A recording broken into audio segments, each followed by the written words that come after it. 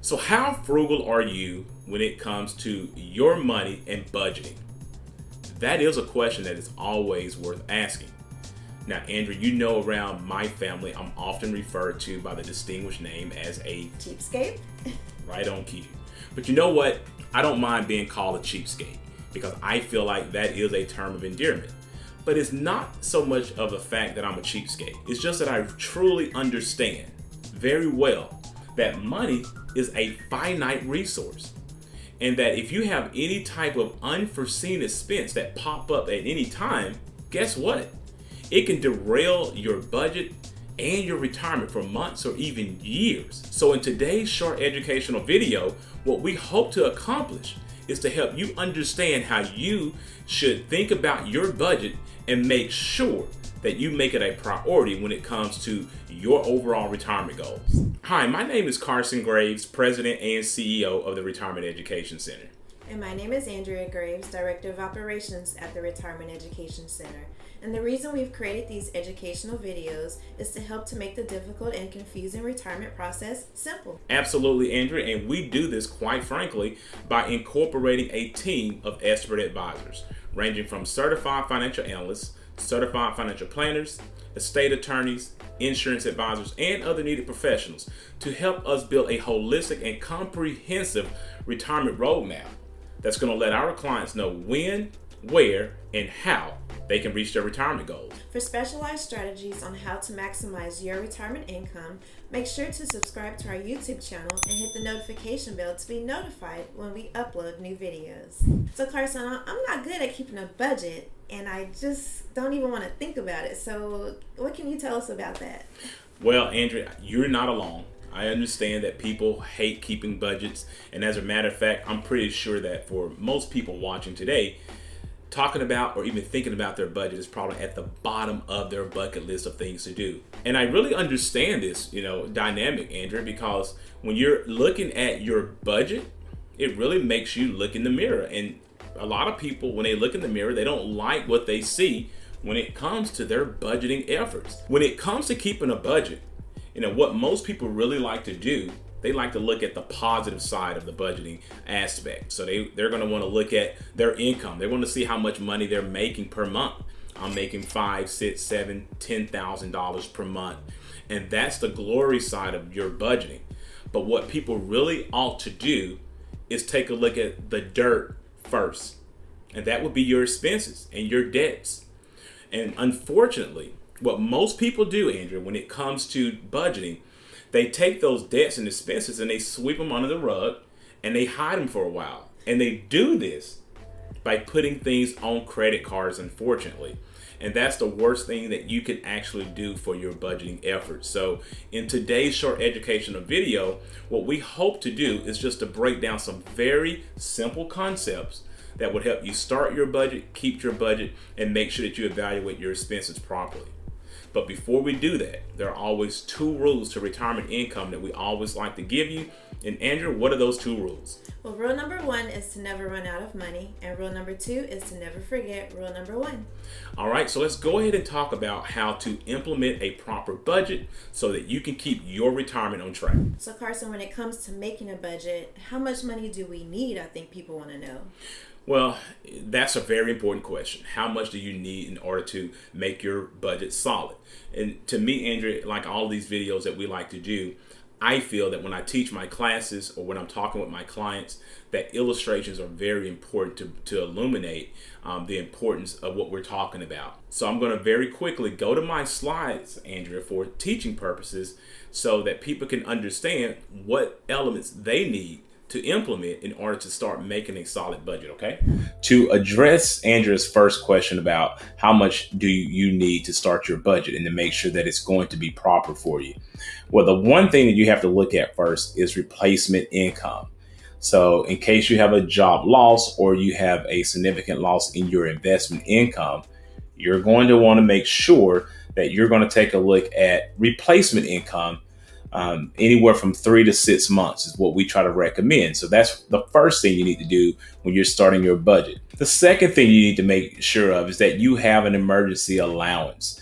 The emergency allowance is different from the replacement income, actually. The emergency allowance is definitely looking at if you have some sort of catastrophic illness or some sort of unforeseen major emergency. You had a major leak in your home due to a winter storm, and your insurance did not cover it. That's what we call an emergency allowance. You want to make sure that you have enough money to cover some of those emergencies. And what you want to make sure that you do at that time is look at what type of emergency would you consider to be significant for you. Like, what amount of dollars would you not be able to come up with very quickly in case you did have a catastrophic illness? Now, how do you overcome this? We're going to talk about that in the next slide of how you build up an emergency allowance that may help you protect you in case you do have a catastrophic illness, or you have some sort of emergency that is caused by an act of God. And the next thing you want to make sure you take a look at when it comes to your budget is looking at any upcoming expenses, things that you know is going to take place very soon, like a vacation, or you have a wedding that you're going to have to pay for. You want to make sure that you already have that included into some sort of a side account that's going to be accounted for, where you're going to have to start, digging into those funds right away. Because when you do that, you're not going to interrupt your replacement income, and you're not going to take away from any emergency allowances that you had for yourself as well. So any upcoming expenses that's coming right away, immediately, you want to make sure you build in for that as well. All right, Carson, that was very well explained, but how do we go about getting that money? Now, see, Andrew, now that would be the $1 million question, right? How do we go about it? It's easy to talk about needing money to replace our income, right? And having emergency expenses and all that fun stuff. But what is it going to take for us to get there? So once again, Andrew, I think that illustrations are worth 1,000 words, because this next educational slide will help those of you who are tuning in trying to figure out, how do I get the money to get my budget in order? I think this next slide is really going to help you with that matter. So let's look at this next slide as we go in to talk about how do you get the money in order to start building those things that we talked about in our previous slide. So to address Andrew's second question of, hey, how do we actually establish income to solve these three major budget needs, like your replacement income, an emergency allowance, any upcoming expenses? How do you do that?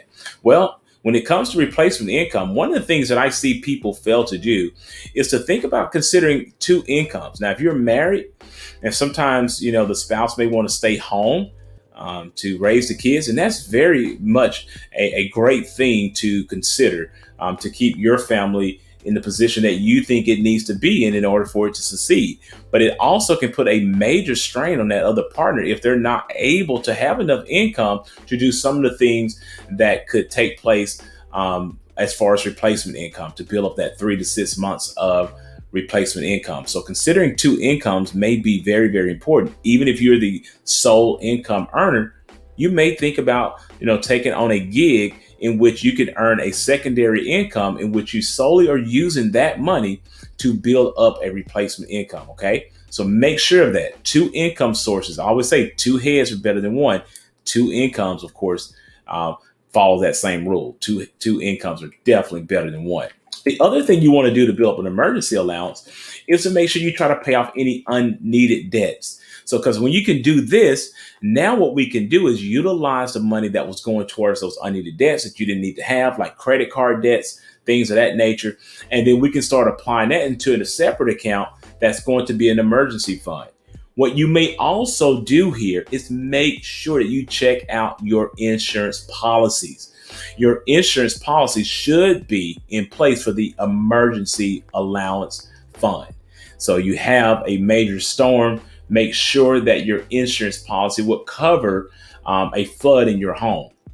Make sure that if you have a catastrophic illness, you have some sort of insurance that can take over and replace the income that you may be missing out on if you cannot work. So those are two ideals that you may want to make sure you think about. But if that is not the case, paying off debts, applying that to an emergency allowance will help you build up that source in your budget to make sure that budget is now becoming more solvent for you. So the other thing is upcoming expenses. Well, basically, you got to look at just saving money that's easily accessible at that point. You don't even need to see it. You need to put it on autopilot, and you need to say, hey, this money that goes from my income into my checking account, I have a certain amount of money that is going to be allocated to this upcoming expense. The great thing about upcoming expenses, guys, is that before you go, you got a feel for what that wedding may cost you. You know what that vacation will cost you, so you get an opportunity to get ahead of any upcoming expenses without interrupting your replacement income that you desperately need in case of a loss of income or a loss of retirement income is going to take place. And of course, you want to make sure that you always keep the emergency allowances there, because that can be a significant hit to your overall budget and retirement plans.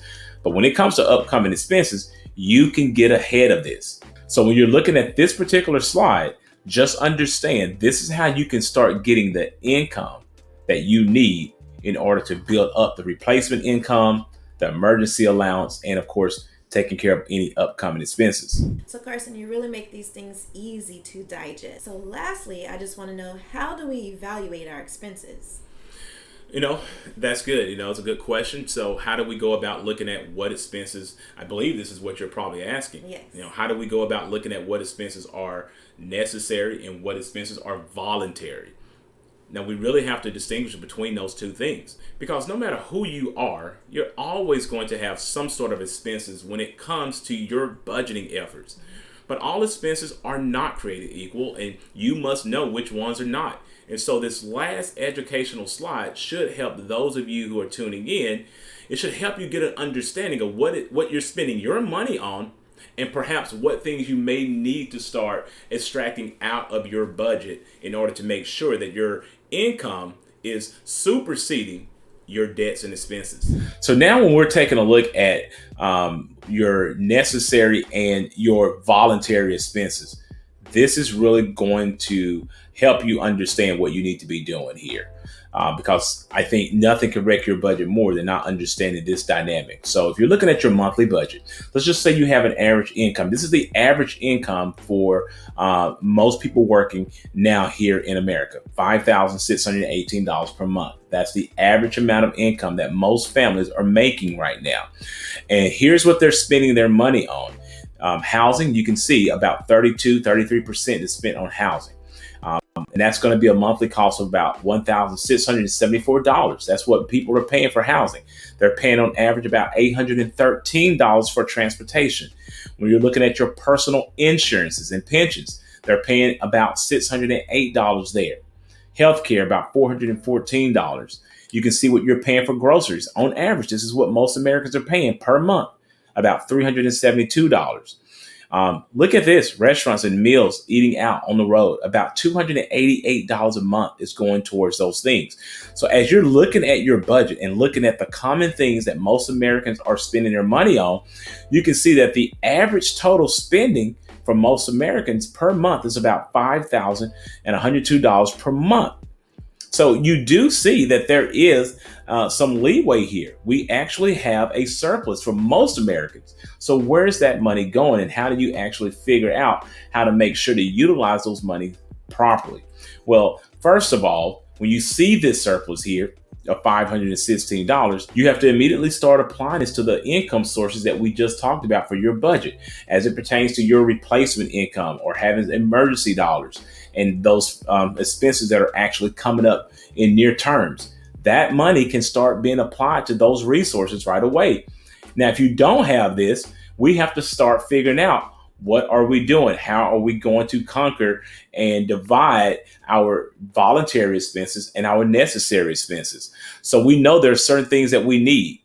So let's look at transportation. This is one of the things that we're taking a look at when it comes to a voluntary expense that can be taken care of. Maybe we take a focus on removing some of this debt by paying off a car or not buying a car that we cannot afford. That can be very important. So maybe we can eliminate this debt, get aggressive, pay down that car note, and do not go out and buy another car, and utilize that $813 a month to start being applied to your overall budget or investment needs. Also, eating out, restaurant, on the road. God, so many people do this. And I know it's fun to eat out. I like to eat out as well. You have a good time, and you certainly don't want to be in the kitchen cooking every single day. I get it. But guys, you have to get it under control. You do have to get it under control to where you're not spending so much money eating out and on the road to where it's crashing your budget. If you have a surplus, you're fine. This is only for people who don't have this surplus and they're not utilizing this surplus wisely. So eliminate eating out on the road, and that can put in almost another $300 into your budget. What about, clothing, apparels? Everybody likes to look nice, right? We like to dress nice, but do we need Gucci? Do we need Prada? Do we need all of those expensive clothing? And there's nothing wrong with that if you can't afford it. But we know that so many people can't. And we're spending, on average over $156 a month on just apparel. Maybe those are some things that you can look at and say, do I really need to spend that much money on those Air Jordans? Do I really need to spend that much money on that expensive purse? Maybe you can start looking into your budget, looking into the mirror and saying, I don't need these things. I can cut this out of my budget and I can start creating a surplus that I need that by most studies, they're saying that I'm supposed to have according to my income. So if this makes sense to you, then you have effectively learned how to budget and save your money and start your pathway to keeping your retirement on track. So I really hope that this educational video gave you some insight on how you may think about starting your budget and evaluating your expenses so that you can keep your retirement on track. Please remember that these videos are created for educational purposes only, and that you should always consult with your own financial advisor, your own tax advisor, and or attorney regarding your own personal situation. Also, if you are looking for a qualified fiduciary advisor to help you with these types of complex financial matters, we ask that you click on the link provided in our description below, and you can learn how to become one of our high-value clients. For more information about this particular topic or any of the topics that we've shared in our prior videos, please do not hesitate to reach out to our office or leave any questions or comments in the section below. To learn more about our services and how we can help you to increase your chances of not outliving your retirement savings, make sure to click on the link in the description below and sign up for our free Maximizing Your Retirement Income Masterclass. After this video, please check out our other videos that we've created that will give you tips on how to maximize your retirement. Also, if you like this video, please give it a thumbs up, subscribe to our YouTube channel, and share it with a friend. Thanks for watching, and remember, if you have questions, we have answers.